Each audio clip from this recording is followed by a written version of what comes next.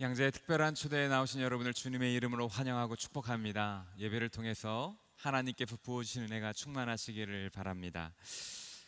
오늘 함께 보시는 하나님의 말씀은 로마서 10장 9절에서 13절까지 말씀입니다. 같이 한번 읽어보겠습니다. 저와 함께 교독하도록 하겠습니다. 만일 당신의 입으로 예수를 주라고 고백하고 또 하나님께서 그분을 죽은 사람 가운데서 살리신 것을 마음에 믿으면 구원을 받을 것입니다.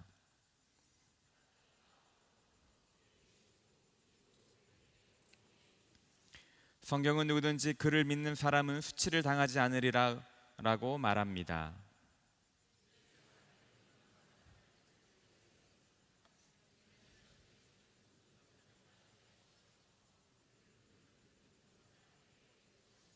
다 함께 읽겠습니다. 주의 이름을 부르는 사람은 누구든지 구원을 받을 것이다. 아멘. 우리가 교회에 오게 되면 가장 많이 듣는 단어가 믿음이란 단어입니다. 그만큼 믿음이 중요하기 때문에 교회에서 강조합니다. 오늘 본문에서도 믿으면 구원을 받을 것이라고 약속해주고 있습니다. 믿기만 하면 구원을 받을 것이다.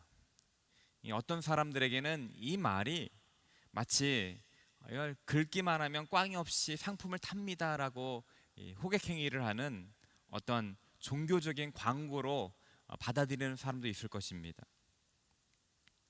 이게 말도 안 된다고 생각하시는 분도 있어서 이건 믿을 수 없다라고 교회가 사람들을 데리고 오기 위하여, 사람들을 유혹하기 위하여 만들어낸 말이라고 생각하는 사람도 있을지도 모르겠습니다. 어떤 사람들에게는 어떻게 믿기만 하면 구원을 받을 수 있을까? 내가 무엇인가 해야지라고 생각하면서 믿기만 하면 구원받는다는 것은 불가능한 일이라고 생각하고 어려운 말로 그냥 받아들이는 수도 있다는 것입니다. 그렇게 생각하실 분도 있을 것 같습니다. 그러나 오늘 성경에서 가르쳐 주는 것은 믿기만 하면, 믿으면 구원에 이르게 된다라고 분명히 가르쳐 주고 있습니다. 오늘 9절에 보면 마음에 믿으면 구원을 받을 것이다. 10절에 보면 마음으로 믿어 의에 이르고 입으로 고백해 구원에 이릅니다. 믿음은 구원에 이르게 한다라고 성경은 분명하게 약속해 주고 있습니다. 여러분에게 이 말은 어떻게 들리시는지 모르겠습니다. 마음으로 믿어 구원에 이른다는 이 말, 이 뜻은 무엇일까요? 여러분, 구원에 이르게 하는 믿음이란 것은 과연 어떠한 믿음일까요? 그래서 이번 한 달 동안 믿음이란 주제에 대해서 함께 고민해 보기 원합니다. 그리고 오늘 첫 번째로 오늘 여기서 말하는 구원에 이르는 믿음이란 것은 어떤 의미인가에 대해서 좀 더 함께 살펴보기 원합니다. 많은 학자들은, 또 성경학자들, 신학자들은 믿음의 구성 요소는 세 가지가 있다고 합니다. 지식과 동의와 신뢰라는 것입니다. 그래서 마음으로 믿기만 하면 구원에 이른다는 것은 이 세 가지 측면에서 살펴볼 수 있는 것입니다. 지식과 동의와 신뢰라는 그 세 가지 측면입니다. 먼저 믿음에는 지적인 요소가 포함되어 있다는 것입니다. 사람은 어떤 사실에 대하여 알아야 믿을 수 있다고 생각합니다. 믿음의 내용이 필요한 것입니다. 믿음을 위해서는 어느 정도의 지식이 필수적인 것입니다. 지식을 갖는 것이 중요합니다. 오늘 9절에서는 구원에 이르는 믿음에는 어떤 것이냐면 9절에 보면 만일 당신의 입으로 예수를 주라고 고백하고 하나님께서 그분을 죽은 사람 가운데 살리신 것을 마음에 믿으면 구원에 받을 것이다 라고 말하고 있습니다. 구원의 이름 가운데 가장 간략하게 오늘 로마서에서는 두 가지를 제시합니다. 첫 번째가 나사렛 예수가 그리스도이고 구원자라는 사실이라는 것입니다. 그리고 예수님께서 부활하셨다는 것을 말해주고 있습니다. 이 두 가지 사실을 받아들여야, 이 두 가지 사실을 알아야 된다라고 말하고 있는 것입니다. 구원에 이르게 하는 믿음의 첫 출발점은 예수님이 누구이시며 예수님의 십자가 사건과 부활에 대한 이 사실을 아는 것부터 시작되는 것임을 우리는 알 수 있는 것입니다. 초대교회 성도들은 그래서 복음을 전할 때 다른 여러 가지가 있지만 그들은 언제나 십자가를 전했습니다. 그리고 예수께서 부활하셨다고 전했습니다. 어떠한 신학적인 논쟁이나 어려운 이야기를 전한 것이 아닙니다. 여러분들이 십자가에 못 박혀 죽였던 그 예수가 약속한 대로 3일 만에 부활했습니다. 이 단순한 사실을 그들은 전했던 것입니다. 그런데 사도행전 13장에 보면 이 사도 바울이 안디옥에서 설교하는데 이런 내용으로 말합니다. 예수에 관해 성경에 기록된 모든 말씀대로 행한 뒤 예수를 나무에서 끌어내려 무덤에 묻었습니다. 하나님께서는 죽은 사람들 가운데서 예수를 살리셨습니다. 사도 바울은 안디옥에서 복음을 전할 때 예수님께서 죽으신 것과 또 살아나신 것에 대해서 증거하고 있습니다. 그러면서 32절에 뭐라 말씀하시냐? 우리도 여러분에게 하나님께서 우리 조상에게 약속하신 좋은 소식을 전하고자 합니다. 기록된 말씀대로 예수님이 죽으셨고 부활하셨습니다. 그리고 여러분에게 지금 전하는 것도 약속하신 좋은 소식이라고 사도 바울은 말하고 있습니다. 사도 바울은 예수님의 죽으심과 부활하심이 성경에 약속된 것이고 약속이 성취되었다는 것임을 말해주고 있습니다. 그리고 또 그 약속이 우리에게도 주어졌다라고 말하고 있습니다. 결국 우리 성경의 내용은 우리가 알아야 될 지식의 핵심은 하나님께서 우리에게 주신 약속하신 것들을 아는 것이 중요하다는 것입니다. 성경은 하나님께서 우리에게 주신 약속들로 가득 차 있습니다. 예수님의 죽으심과 부활하심도 성경에서 약속하신 것이고 약속하신 대로 죽으셨고 약속하신 대로 부활하신 것입니다. 그리고 믿는 우리에게도 예수님과 같이 부활하고 구원을 주시겠다는 것도 약속해 주셨습니다. 그래서 올바른 믿음의 첫 출발은 이 약속을 제대로 아는 것입니다. 구원에 이르는 믿음을 갖기 위하여 무엇보다도 중요한 것은 예수님이 누구이시고 예수 그리스도를 통하여 하나님께서 우리에게 주신 약속이 무엇인지를 아는 것, 그것으로부터 우리 구원에 이르는 믿음이 시작된다는 것입니다. 많은 이단들이 있는데 이단에 빠지게 된 이유는 이 예수님이 누구이신지 하나님이 누구이신지 약속이 무엇인지를 잘 알지 못하기 때문에 이단에 빠지게 되는 것입니다. 제대로 알지 못할 때 이단에 빠지게 되고 또 우리가 제대로 알지 못할 때 맹목적인 신앙을 갖게 될 수 있다는 것입니다. 그렇기 위해서 우리가 그래서 올바른 구원에 이르는 믿음에 이르기 위하여 가장 먼저 우리에게 필요한 것은 예수님이 누구이신지, 예수님이 어떤 일을 하셨는지, 그리고 그 하나님께서 예수님 그리스도를 통하여 우리에게 주신 약속이 무엇인지를 아는 것이 필요합니다. 그래서 우리는 복음을 듣고 말씀을 읽어야 하는 것입니다. 그것이 구원에 이르는 믿음의 첫 출발점이기 때문입니다. 로마서 10장 17절에 보면 그러므로 믿음은 들음에서 나고 들음은 그리스도의 말씀에서 납니다. 믿음의 첫 출발은 복음, 기쁜 소식, 예수님에 대하여 듣는 것으로부터 아는 것으로부터 시작된다는 것입니다. 이사야 55장 3절에 보면 이렇게 말했습니다. 너희는 귀를 기울이고 내게로 오라. 내 말을 들으라. 그러면 너희가 살 것이다. 내 말을 들어라. 그러면 살 것이다. 말씀을 듣는 것, 아는 것, 그것이 사는 것, 구원받는 것의 첫 출발점이라는 것입니다. 사랑하는 성도 여러분, 그래서 우리가 힘써야 되는 것, 약속을 알아야 됩니다. 예수님이 누구신지 알아야 되는 것입니다. 예수님을 통해서 우리에게 주신 약속이 무엇인지 알고 그것을 말씀을 통해서 알아가는 것, 구원에 이르는 믿음의 첫 출발점이라는 것입니다. 이곳에 계신 많은 분들이, 이 많은 성도님 여러분들, 이 성경을 통해서 이 구원에 이르는 하나님이 약속을 붙들고 그 지식에 이르게, 지식으로 채워지는 은혜가 있기를 바랍니다. 두 번째 믿음의 요소는 동의라는 것입니다. 제가 미국에서 공부할 때요, 어떤 종교학과의 교수님들은 성경에 대해서 저희보다 훨씬 더 많이 알았습니다.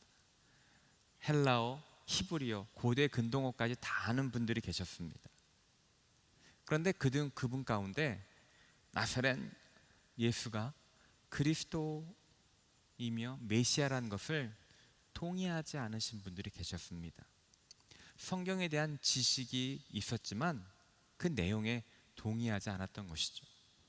예수님 당시에도 많은 바리새파 사람들, 성경학자들은 율법에 대하여, 성경에 대하여 많은 지식을 가지고 있었습니다. 그러나 그들은 예수가 그리스도라는 것에 동의하지 않았습니다. 그래서 구원에 이르는 믿음이란 것은 예수 그리스도가 메시아라는 것을 동의하는 것을 포함하는 것입니다. 복음을 통해서 우리는 2000년 전에 베들레헴에서 태어나 나사렛에서 자라셨고 십자가에 달려 죽으신 예수님이 구원자임을 우리 알게 되었습니다. 그것을 마음으로 받아들이고 동의하는 것이 구원에 이르게 하는 믿음이라는 것입니다. 그리고 그 예수가 십자가에 끔찍하게 달려 죽었지만 3일 만에 부활하였다는 것을 받아들이고, 그 사실을 받아들이고 그 예수를 그리스도로 고백하는 사람들에게도 동일하게 구원을 베푸신다는, 부활을 허락하신다는 그 약속의 말씀에 동의하는 것이 우리 구원에 이르는 믿음이라는 것입니다. 나사렛 예수라는 역사적인 인물이 하나님이시요, 구주시요, 인류의 구원자이시며 구속자이시며 왕이시라는 것들을 마음속에 동의하는 것, 이것이 구원에 이르게 하는 믿음의 필수 요소라는 것입니다. 창세기 1장 1절에 보면 하나님께서 태초에 하늘과 땅을 창조하셨습니다 라는 말을 이 성경을 읽는 맨 처음 우리에게 선포하십니다. 어떤 사람들은 이것이 거부감 없이 동의되는 사람이 있습니다. 창조의 구체적인 내용은 잘 모르고 이해되지 않지만 그 말에 동의가 되는 것입니다. 그러나 어떤 사람들은 이 말이 한글 이해되지는 않죠. 어렵진 않지만 동의되지 않는 분들이 계십니다. 그래서 못 믿겠다라고 말씀하시는 분이 계십니다. 왜 못 믿겠다고 말하는지 우리는 충분히 이해가 됩니다. 2000년 전에 죽었던 한 유대 청년의 죽음이 나를 위한 죽음이라고 말하는 것이 동의되어진다? 그것이 이해된다? 참 어려운 말이고 납득하기 어려운 내용인 것입니다. 그리고 그분이 3일 만에 부활하셨고 동일하게 우리에게 부활을 준다? 이것을 어떻게 우리가 과학적으로 증명할 수 있겠습니까? 어떻게 논리적으로 이것을 설득할 수 있겠습니까? 그런데 이것이 잘 이해되지 않지만 동의가 된 것이 믿음이라는 것입니다. 그래서 성경은 이 믿음이 우리의 노력이 아니라 선물이라고 말해주고 있습니다. 내가 아무리 머리로 이해하고 노력하려고 해도 이것이 이해되는 것이 아니라 하나님께서 이 전제, 이 선포에 동의되고 받아들여지는 은혜를 주셨기 때문에 우리가 믿을 수 있게 된다는 것입니다. 그래서 이것은 은혜인 것입니다. 지적으로 동의한다는 것은 꼭 지적으로 이해한다는 말이 아닙니다. 그래서 이해하지 못해도 동의할 수 있는 것입니다. 그래서 많은 사람들이 이해되기 전에는 믿지 못한다라고 말할 수 있지만 또 반대로 이해하지 못하더라도 믿을 수가 있는 것입니다. 성경에 있는 내용들이 과학적이지 않다. 어떻게 사람이 물 위에 걸을 수 있느냐? 어떻게 질량 보존의 법칙을 벗어나서 오병이어의 기적이 일어나느냐? 나는 그래서 못 믿겠다라고 말씀하시는 분이 있습니다. 이해되지 않기 때문입니다. 그러나 꼭 우리가 이해되지 않더라도 우리가 믿기로 한다면, 믿음은 동의가 된다면 하나님께서, 천지를 지은 하나님께서 그런 기적을 베풀 수 있겠다는 것이 자연스럽게 믿어질 수 있다는 것, 그것이 믿음에 이르는, 구원에 이르는 믿음의 한 구성 요소라는 것입니다. 근데 성경은 이것이 우리의 머리로 되는 것이 아니라 이 성령님께서 그것을 조명해 주신다라고 표현하고 있습니다. 성령님께서 예수 그리스도의 죽음이 나를 위한 죽음이라고 고백하게 하시는 것이라고 할 수 있다라고 가르쳐 주고 있습니다. 믿어져서 믿는 건 아니지만 믿기로 했기 때문에 믿어지는 은혜가 성령님에 의해서 주어지는 것입니다. 내가 천지 창조가 이해돼서 믿어지는 것이 아니라 믿기로 결정했기 때문에 믿어지는 은혜가 주어지는 것입니다. 좀 어려운 말이죠.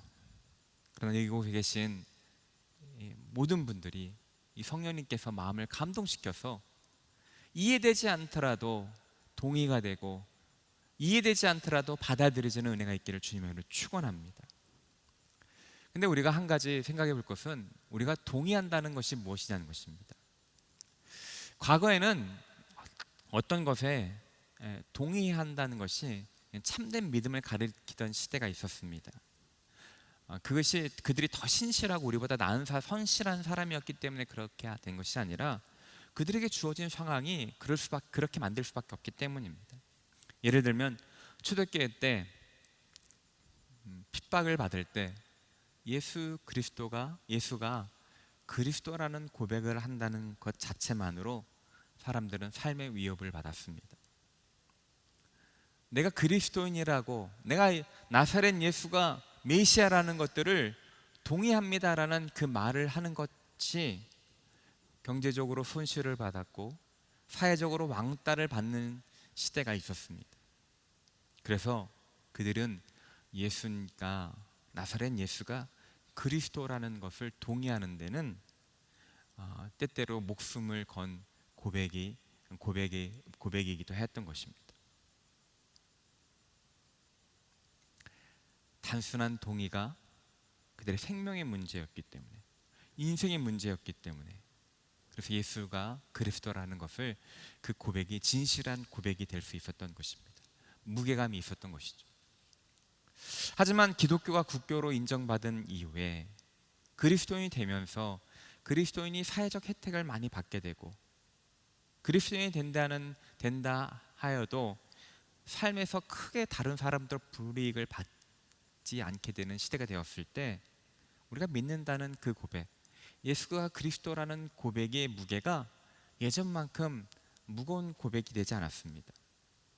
그렇기 때문에 많은 사람들이 자신이 예수 그리스도를 구주로 고백한다라고, 동의한다라고 생각하는 경향이 많이 있습니다. 저도 그런 사람이었는데요. 근데 제가 한 가지 충격을 받은 그러한 사건이 있었습니다. 제가 미국에 제가 신학교에 있을 때 어떤 수련회에 참석했었는데, 거기에 강사로 오신 분이 탈북하신 여자 전도사님이셨습니다.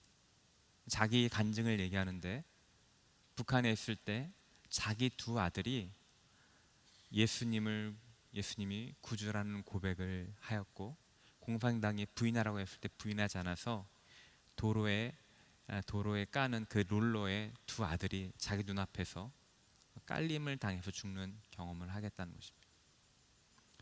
우여곡절 끝에 그는 탈북하셔서 한국에서 신학을 하시고 전도사님이 되셨습니다. 그분이 많은 간증을 하신 다음에 마지막에 이런 말씀하셨습니다. 남한 정권과 북한 정권이 단 하루만 바뀌어도 진짜 그리스도인과 가짜 그리스도인이 구별될 수 있을 것입니다.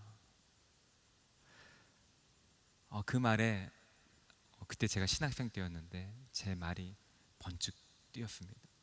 나는 예수를 믿는다고 하고 예수가 그리스도라고 고백을 하면서 인정하면서 신학교에 들어왔는데 정말 그런 상황 가운데 있을 때, 내 생명이 위협받고 있을 때 정말 예수만이 그리스도요 구원자이시요 나의 소망이십니다라는 고백을 할 수 있을까? 생명이 위협받는 그 상황 가운데 예수가 그리스도라고 하는 것에 동의한다는 것은 훨씬 무게감 있는 고백이어야만 되는 것입니다. 여기 계신 우리 성도님 마음 가운데 성령님께서 조명하셔서 예수가 그리스도라는 그 고백, 예수가 그리스도라는 이 사실이 동의되어지고 고백되어지는 은혜가 있기를 주님으로 축원합니다. 그러나 그 고백이 가벼운 고백이 아니라 정말 인생을 건 고백이 되기를 주님의 이름으로 축원합니다. 그래서 이 예수가 그리스도라는 이 고백은 자연스럽게 이 신뢰라는 것과 연결된다는 것입니다. 복음의 내용을 알고 지식적인 습득을 하고 막연히 그렇다고 인정하는 것, 그것이 구원에 이르는 믿음이 아니라 그것을 뛰어넘어서 지적인 동의에는 전적으로 내 삶을 맡기는 신뢰가 포함되어야 된다는 것입니다. 구원에 이르는 세 번째 믿음의 요소는 그래서 신뢰라는 것입니다. 많은 분들이 예수가 그리스도라고 알고 그것에 동의하고 고백하지만 삶을 온전히 주님께 맡기지 못할 때가 있습니다. 주님을 신뢰하지 못하기 때문입니다. 예수님께서 전능하시다는 것들을 알고 그것에 동의한다는 건 알고, 그러나 나를 사랑하신다고 알고 그것도 동의하지만 내 삶을 전부 예수님께 맡긴다는 것에 대해서 주저하게 된다는 것이죠. 예수님은 하나님의 아들이시고 그분을 위하여 따르는 삶이 진정한 믿음의 길이라고 동의하고 그것을 알지만 막상 세상에 좋은 것을 포기하고 예수님만을 전적으로 따르며 예수님만 전적으로 신뢰하는 그런 관계로 나아가는데 많은 사람들이 주저하고 저도 주저하게 된다는 것입니다. 이것은 초대교회 안에도 이런 믿음에 대해서 이런 믿음을 가진 사람들이 있었던 것 같습니다. 야고보서는 야고보서 2장 19절에 보면 당신은 하나님의 한 분이신 사실을 믿습니까? 잘하십니다. 귀신들도 믿고 두려워 떱니다. 귀신들도 하나님이 한 분이라는 것들을 알았다는 겁니다. 예수님이 하나님의 아들이라는 것들을 알았습니다. 그리고 두려워 떨었습니다. 그 권위를 인정했습니다. 하나님이심을 인정했습니다. 그러나 귀신들은 결코 예수님을 신뢰하지 않았습니다. 예수님이 하나님이심을 알고 지식이 있었고 동의는 하였지만 신뢰하지 않았기 때문에 순종하지 않았던 것이죠. 그래서 그들의 믿음은 구원에 이른 믿음이 아니라고 말합니다. 야고보서 2장 20절에 바로 이어서 이렇게 말합니다. 아, 허망한 사람이여, 당신은 행함이 없는 믿음이 헛되다는 것을 압니까? 신뢰에 순종이 없는 믿음이 헛된 믿음이라고 경고하고 있는 것입니다. 구원에 이르는 믿음은 그래서 예수님이 누구이신지를 알고 예수가 그리스도라는 것들을 동의하고 그 동의에는 반드시 신뢰함으로 순종까지 이어져야 하는 것입니다. 그것이 성경에서 가르쳐주는 구원에 이르는 믿음이라는 것입니다. 어릴 적 저희 아들들하고 놀았을 때, 저희 아들이 두 아들이 있는데 비교적 어렸을 때 유치원 때였던 것 같습니다. 아이들이 좋아했던 놀이 중에 한 가지가 높은 데 올라가서 저한테 점프하는 것이었습니다. 때때로는 그 식탁 같은 데 위에 올라가가지고 저한테 슈퍼맨이 나오면서 저한테 뛰는 겁니다. 그럼 저는 밑에서 닿는 거죠. 허리가 이렇게 끊어질 줄도 몰라도 아이들은 꽤 높은 높이에서 불구하고 전혀 두려워하지 않고 저한테 점프하였습니다. 왜냐하면 아버지에 대한 신뢰가 있었기 때문이죠. 저는 그 모습을 보면서 참 인생을 맡긴다는 것, 하나님을 믿는다는 것이 바로 이런 거겠구나라는 생각을 한 적이 있었어요. 나의 전부, 내 몸, 그것을 다 하나님께 맡기는 것. 이것이 신뢰고 이것이 믿음이고 구원에 이르는 믿음이라는 것입니다. 이 신뢰는 한순간에 이루어지는 것 같지는 않습니다. 우리 믿음의 조상 아브라함이라는 그 아브라함도 처음에 하나님의 부르심을 받았을 때 용감하게 그 본토 친척 아비집을 떠났지만 그 삶의 여정에서 끊임없이 하나님을 신뢰하지 못하고 약속을 신뢰하지 못하고 자신의 방법을 취했던 것을 보게 됩니다. 그러나 그때마다 하나님께서 아브라함에게 나타나셔서 은혜를 베푸셔서 그가 점점 하나님을 알게 되었고, 그래서 그 아브라함은 하나님을 신뢰하게 되므로 나중에 아들까지 바치는 믿음에까지 이르게 된 것을 보게 됩니다. 결국 구원에 이르는 믿음이라는 것은 바로 신뢰라는 것은 바로 이렇게 쌓여지는 것이라는 것들을 우리에게 가르쳐 주는 것입니다. 처음에는 다 이해되지 않고, 또 때때는 우리의 믿음이 너무 연약해서 의심이 많고 내 방법대로 하려고 하지만 그때마다 실패와 때로는 불순종의 모습 가운데 그 가운데 감섭하신 하나님의 손길들을 깨달음으로 말미암아 점점 하나님을 알게 되고, 그래서 내 삶의 많은 영역에서 점점 더 하나님을 신뢰하게 되고 맡기게 되고, 그래서 아브라함의 믿음에까지 이르게 되는 것, 바로 그것이 성경에서 말하는 구원에 이르는 믿음의 길이라는 것들을 우리 가르쳐주고 있는 것입니다. 유진 피터슨 목사님이 그래서 이런 말씀하셨습니다. 믿음이란 스스로 통제할 수 있는 일에 순종하며 신뢰하는 것, 눈으로 볼 수 없는 그분과 순종의 관계 속에서 사는 것, 전혀 알지 못하는 땅으로 과감하게 발을 내딛는 것, 이것이 믿음이라고 하였습니다. 오늘 교회에 처음 나오신 분들도 계실 것입니다. 여러분, 신앙생활은 예수님이 누구인지를 아는 것부터 시작하는 것입니다. 하나님의 약속이 어떤 것인지를 알고 그것을 붙드는 것부터 시작하는 것입니다. 성경을 읽음으로 여러분들에게 예수님이 누구이시고 하나님이 누구이신지를 아는 지식이 쌓이게 되기를 주님으로 축원합니다. 이 가운데 예수님에 대해 들었고 하나님에 대해서 알지만 동의가 안 되는 분들도 계십니다. 성령님께서 여러분의 마음을 열어주셔서 예수님이 메시아이시며 구원자이시라는 것들이 동의되고 인정되는 은혜가 있기를 소망합니다. 그리고 다 이해되진 않지만 한 걸음 내어드릴 때 하나님께서는 그 발걸음을 기뻐하시고 여러분을 더 깊은 믿음으로 인도하실 것입니다. 때때로 내가 믿는다고 생각하지만 하나님을 에게 전적으로 내 삶을 맡기지 못하신 분들 계실지도 모르겠습니다. 사랑하는 성도 여러분, 우리의 소망을 하나님께 두어야 하는 것입니다. 우리의 미래를, 우리의 모든 삶을 주님께, 살아계신 주님께, 우리를 위하여 생명을 바치신 주님께 의탁해야 되는 것입니다. 그분을 더욱 신뢰하게 되는 것입니다. 그렇게 주님께 신뢰함으로 나아갈 때 하나님께서 우리에게 더 풍성한 은혜, 더 더 놀라운 은혜, 하나님을 더 알게 되는으로 흔들리지 않는 믿음을 허락해 주실 줄 믿습니다.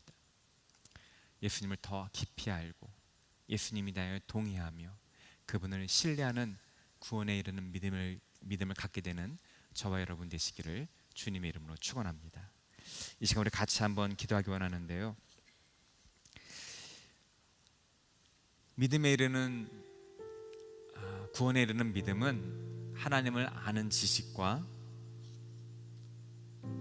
예수 그리스도께서 구원자이심을 고백하고 동의하는 것과 그리고 그분에게 내 삶을 신뢰하는 것, 이 세 가지 요소가 있다라고 오늘 말씀을 통해서 제가 나눴습니다. 이렇게 한번 기도하기 원합니다. 하나님, 예수님이 누구인지 더 알기 원합니다. 예수님께서 나의 삶의 주인이시며 구원자이심이 진심으로 고백되어지길 소망합니다. 그래야 내 삶을 주님께 더 맡기고 신뢰하기를 소망합니다. 은혜를 베풀어 주시옵소서. 더 깊은 믿음으로 나아가길 원하오니 더 우리에게 나를 인도하여 주시옵소서. 이 시간 우리 같이 한 목소리로 기도하도록 하겠습니다. 사랑과 은혜가 충만하신 주님, 오늘 우리가 믿음이라는 것이 무엇인지를 살펴보는 은혜를 주셔서 감사합니다. 우리에게 예수 그리스도에 대한 암과 지식이 쌓이는 것이 믿음입니다. 믿음의 첫 출발점이 예수님의 행하신 놀라운 일들을 아는 것입니다. 말씀으로 나아가게 하여 주시고 말씀을 듣는데 게으르지 않게 하여 주시고 아버지의 말씀을 아는 지식이 더 풍성해지게 하여 주시옵소서. 하나님, 우리 마음 가운데 예수 그리스도를 구주로 고백하며 동의하는 동의가 있기 원합니다. 하나님, 예수 그리스도가 하나님이 창조주이심을 고백하며 동의하는 그 동의가 고백이 있게 되길 소망합니다. 주님, 이곳에 계신 모든 분들 가운데 성령님께서 주장하셔서 예수 그리스도의 구원하심과 부활을 믿고 그분이 그리스도라는 고백함이 이루어지게 하여 주시옵소서. 주님을 믿고 그리스도로 고백하지만 아직도 주님을 온전히 신뢰하지 못하고 내 삶을 주님께 온전히 신뢰하지 못하는 사람들이 있습니다. 하나님, 믿음의 믿음을 더하여 주시옵소서. 하나님을 더욱 신뢰하게 하시고 예수님을 더 신뢰하는 깊은 믿음으로, 더 큰 믿음으로 나아가게 하여 주시옵소서. 하나님, 흔들리지 않는 믿음으로 열매 맺는 인생 되기를 소망하오니 주님 은혜를 베풀어 주시옵소서. 하나님, 우리가 매일 듣는 믿음이란 이 단어를 생각해 보며 나의 믿음을 살펴보기 원합니다. 하나님, 주님을 더 알게 하여 주시옵소서. 예수 그리스도를 구주로 고백하며 나의 메시아이며 나의 반석이며 나의 소망이라는 이 고백이 진실된 고백이 되게 하여 주시옵소서. 그러므로 나의 삶 가운데 나의 삶을, 나의 모든 것을 주님께 맡기며 더 신뢰하고 더 깊은 믿음으로 나아가는 저희 모두 되게 하여 주시옵소서. 감사드리며 우리 구주 예수 그리스도의 이름으로 기도드립니다. 아멘.